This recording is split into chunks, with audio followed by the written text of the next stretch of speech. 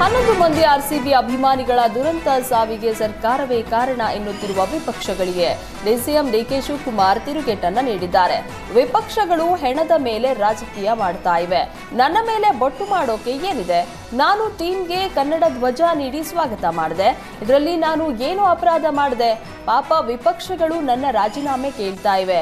ರಾಜೀನಾಮೆ ಕೊಟ್ಟು ಪ್ರತಿಪಕ್ಷಗಳ ಆಸೆ ಈಡೇರಿಸೋಣ. ಸಮಯ ಬರಲಿ, ಎಲ್ಲದಕ್ಕೂ ಉತ್ತರಿಸೋಣ. ಬಿಜೆಪಿ ಜೆಡಿಎಸ್ ಜಂಟಿಯಾಗಿ ಹೋರಾಟ ಮಾಡಲಿ. ಇನ್ನೂ 10 ಜನರನ್ನ ಸೇರಿಸಿಕೊಳ್ಳಲಿ, ತೊಂದರೆ ಇಲ್ಲ ಅಂತ ಮೈತ್ರಿ ನಾಯಕರ ಸುದ್ದಿಗೋಷ್ಠಿಗೆ ಡಿಕೆಶಿ ತಿರುಗೇಟನ್ನು ನೀಡಿದ್ದಾರೆ. ಕಾಲ್ತುಳಿತ ದುರಂತದಲ್ಲಿ 11 ಜನ ಆರ್ಸಿಬಿ ಅಭಿಮಾನಿಗಳ ಸಾವು ಪ್ರಕರಣ ಸಂಬಂಧ ಮಾನವ ಆಯೋಗ ಸುಮೋಟೋ ಕೇಸ್ ದಾಖಲಿಸಿಕೊಂಡಿದೆ. ಘಟನೆ ಸಂಬಂಧ ವಿವರಣೆ ಕೇಳಿ Bengaluru police commissioner, KSCA, Vikasa Soudha ಅಧಿಕಾರಿ ಸೇರಿ 3 ನೋಟಿಸ್ ಅನ್ನ ಜಾರಿ ಮಾಡಲಾಗಿದೆ. ಜೊತೆಗೆ ಮಾನವ ಆಯೋಗದ ಅಧಿಕಾರಿಗಳು ದುರಂತ ಸ್ಥಳಕ್ಕೆ ಭೇಟಿ ನೀಡಿ ಪರಿಶೀಲನೆ ನಡೆಸಿದ್ದಾರೆ. ಗೇಟ್ ನಂಬರ್ 17ರಲ್ಲಿ ಮುರಿದು ಬಿದ್ದಿರುವ ಗ್ರಿಲ್ ವೀಕ್ಷಿಸಿ ಸ್ಟೇಡಿಯಂ ಸಿಬ್ಬಂದಿ ಬಳಿಯೂ ಮಾಹಿತಿ ಸಂಗ್ರಹಿಸಿದರು.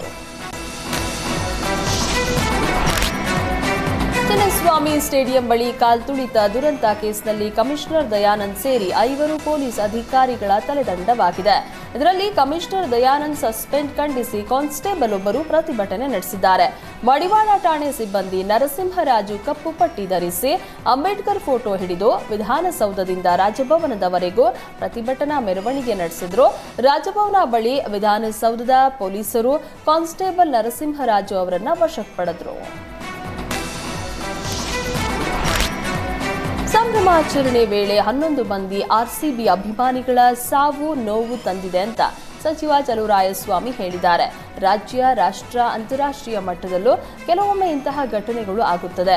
ಹಾಗಂತ ಬೇರೆ ಘಟನೆ ಉದಾಹರಣೆ ಕೊಟ್ಟು ಈ ಘಟನೆ ಸಮರ್ಥಿಸಿಕೊಳ್ಳೋದಿಲ್ಲ.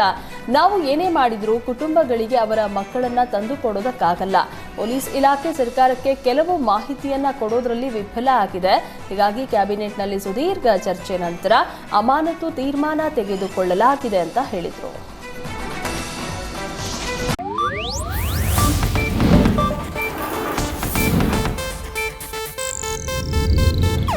ಇದು ಏಷ್ಯಾನೆಟ್ ನ್ಯೂಸ್ ನೆಟ್ವರ್ಕ್ ಪ್ರಸ್ತುತಿ.